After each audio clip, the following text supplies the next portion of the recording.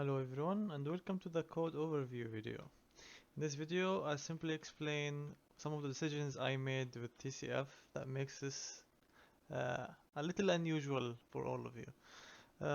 First I would like to talk about the amount of code we have on the player character as well as the enemy. As you can see, this is the demo I have been giving you for you guys to play.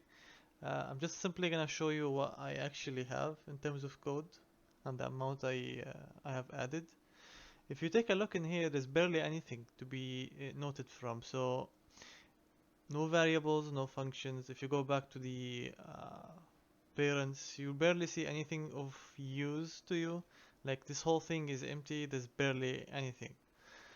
Some of you might suspect, well, I bet you have them in components, right? If you go check the components, and you can pick whatever you like, it's exactly as empty. So even if you go to the parent of the components, there's barely anything. Little functions, little variables. So why was this made this way? First things first, usually everyone I know like to do their stuff in one little place.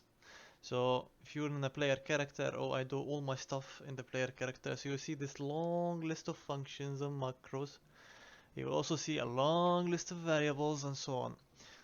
This could cause a problem in case of one file get corrupted and that file is, let's just say, the player character. If by some chance that file gets corrupted, then you lost all your progress.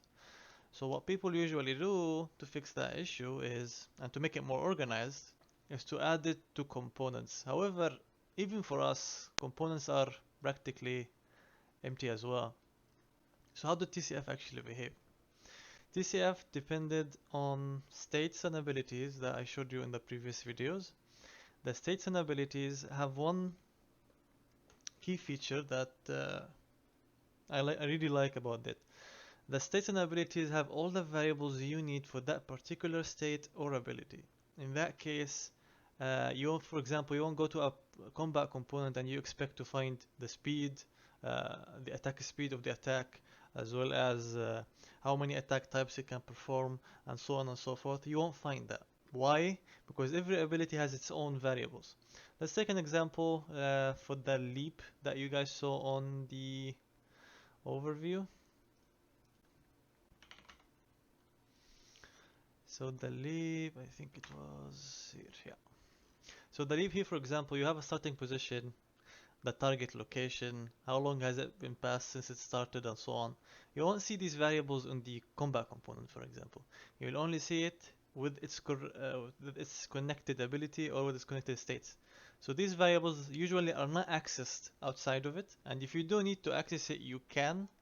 But since these variables are very specific, we put it only on the ability. So any ability that requires any variable, let's just say a combo attack index, uh, leap is another example, how arrow was pulled, the strength of the arrow, and so on.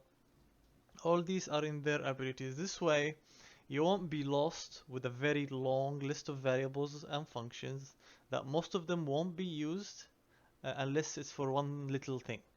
So this way, the all-in-one approach, which was on the player character or in the components, is put to the side, which by the way will benefit you a lot with integrations, since the player has practically nothing, and this is the demo, the person character that which I'm using right here.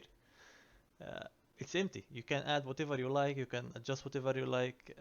There's no problem that should show up from adding stuff here or modifying them if you like.